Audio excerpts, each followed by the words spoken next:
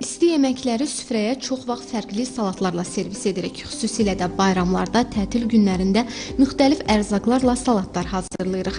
Bəzən də ailə üzvlərimizin sayından əlavə qonaq gələ bilmə ehtimalını nəzərə alıb, salatları istehlak edə biləcəyimizdən də artıq düzəldib soyuducuda saxlayırıq.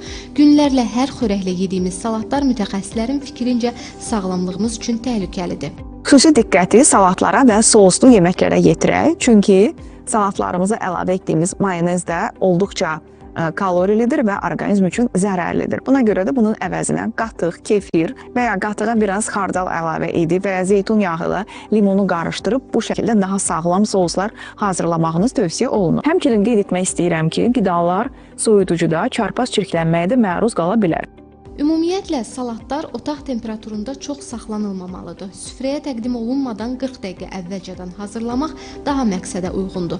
Çünki riskli məhsullar 2-3 saatdan çox otaq temperaturunda qalarsa, çirklənməyə məruz qalır.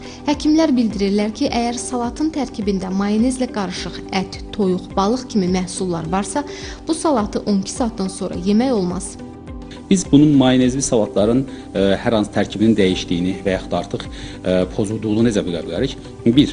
Əgər mayonezli salatın üzərində su təbəqəsi yaranıbsa, dadında dəyişiklik varsa, xüsusən də əgər acı, turş dadı varsa, bu zaman qəti şəkildə bu mayonez salatlarının istifadəsi tövsiyə olunmur. Onların tərkibindəki kimyəvi maddələrin qatıqsı ilə bərabər mədə-bağırsaq sistemi problemləri ortaya çıxa bilər ki, heç təsadüfi deyildir ki, ən çox müraciət olunan xəstələr qida zəhərlənmələri, mədə-bağırsaq sisteminin qidaya bağlı pozuntularıdır ki, buna görə də yeməklərdə bu salatları istifadə edərkən mütləq diqqət etmək lazımdır.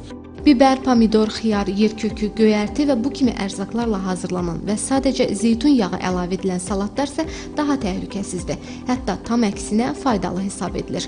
Gülnar İlqar qızı, Zaur Həşimov, Telesəhər.